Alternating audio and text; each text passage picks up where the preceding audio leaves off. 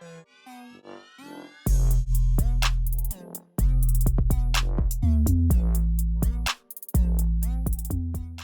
this video, we're going to be taking a look at a standing wave as shown in orange over here. That's 4 meters, 150 grams, and has a tension of 170 newtons, and we're going to find the fundamental frequency. In order to do this, we are definitely going to have to use this formula, F equals NV over 2L for a standing wave pattern on a string. Now, in addition to that, we are going to need some other formulas. We may need velocity equals frequency times wavelength. That's a pretty common one. And then we also may need velocity equals the square root of the force of tension divided by the linear density, which is mass over length. So let's go ahead and see what we're given and see what we need to solve for. So we have a length of 4 meters.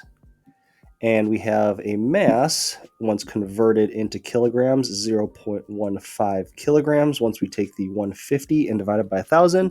And then we also have a force of tension of 170 newtons.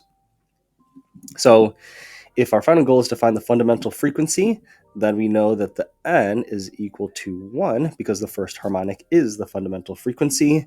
We are good with the length because we have our L of 4. So it looks like we just need our velocity. And once we have our velocity, we're good to go.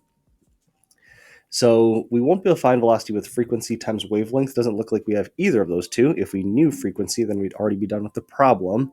So that doesn't seem like a good option for velocity. For this one is tension, mass, and length, and that's exactly the three that we're given, so that seems to work out. So we're going to take our V, set it equal to our tension of 170, and then divide it by 0.15 kilograms over 4. As soon as I put those numbers into my calculator, I get a velocity of 67.33 meters per second for my velocity. And that completes the final thing that I need.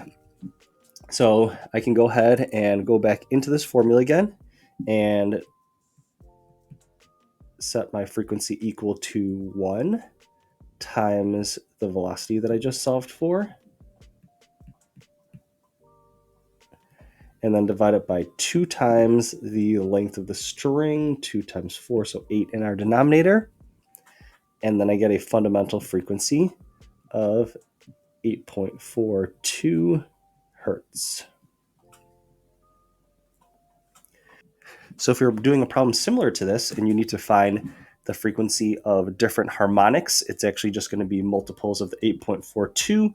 All you need to do is swap out different numbers for that harmonic. So for example, this picture right here, if they were to ask for the frequency of what's displayed in the diagram, this is going to be our fourth harmonic, because if it was just the first closed end to the next closed end, that would be our fundamental frequency. And then from there, it goes first harmonic, second, third, and fourth. So this is currently showing our fourth harmonic. So if we took this answer and then multiplied it by 4, then it would give the frequency of our fourth harmonic, which would equal 33.68 hertz.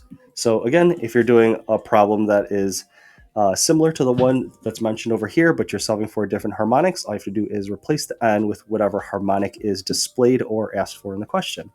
So I hope that was helpful to you in solving for the velocity and then the fundamental frequency. Thank you very much for watching and listening.